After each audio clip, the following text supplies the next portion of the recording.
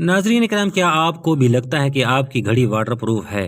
तो ज़रा एक लम्हे को रुकिए। अगर आपने अपनी घड़ी कभी खुलवाई है, चाहे बैटरी तब्दील करवाने के लिए या मुरम्मत के लिए, तो आपकी घड़ी अब वैसी वाटर प्रूफ नहीं रही जैसे पहली थी। आज हम सादा ज़ुबान में यह हकीकत खोलकर बयान करेंगे। नाजरीन किराम, घड़ी वाटर प्रूफ होती है, इसमें शक नहीं, लेकिन वाटर प्रूफ रहने के लिए घड़ी के अंदर ख़ास किस्म के रबड़ या सिलिकॉन के सील लगे होते हैं जो पानी को अंदर घुसने से रोकते हैं। जब घड़ी को पहली बार कंपनी से खरीदा जाता है तो ये सील बिल्कुल ताज़ा और मजबूत होते हैं। इसी वजह से आप इत्मीनान से घड़ी के साथ बारिश में फिर सकते हैं, हाथ धो सकते हैं या बाज़ औक़ात तैराकी भी कर सकते हैं। लेकिन जब आप घड़ी को खुलवाते हैं, चाहे सिर्फ बैटरी तब्दील कराने के लिए क्यों ना हो, उसका मतलब है कि घड़ी का ढक्कन खोला गया। जब ढक्कन खुलता है तो सील मुतासिर हो सकता है, दबाव कम हो सकता या पुराना सील खराब हो सकता है। अक्सर आम घड़ी साज घड़ी को खोलकर सिर्फ बैटरी लगा देते हैं और दोबारा वाटर प्रूफिंग का कोई इंतजाम नहीं करते। यहाँ एक अहम बात समझने की जरूरत है। वाटर प्रूफिंग कोई जादू नहीं, ये एक बहुत नाजुक अमल है जो ख़ास मशीनों के ज़रिए टेस्ट होता है।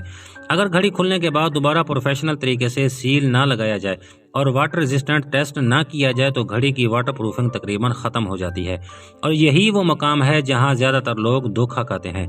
अब अगर आप घड़ी को खुलवाने के बाद पानी में ले जाएं तो पानी के कतरे घड़ी के अंदर जा सकते हैं, जिससे न सिर्फ घड़ी की सोयां रुक सकती हैं बल्कि अंदरूनी मशीनरी भी ख़राब हो सकती है।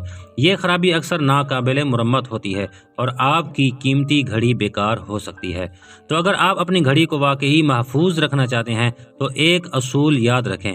जब भी घड़ी खुलवाएं, बैटरी तब्दील या किसी भी मुरम्मत के बाद किसी माहिर घड़ी साज से वाटर प्रूफिंग की दोबारा तस्दीक जरूर करवाएं।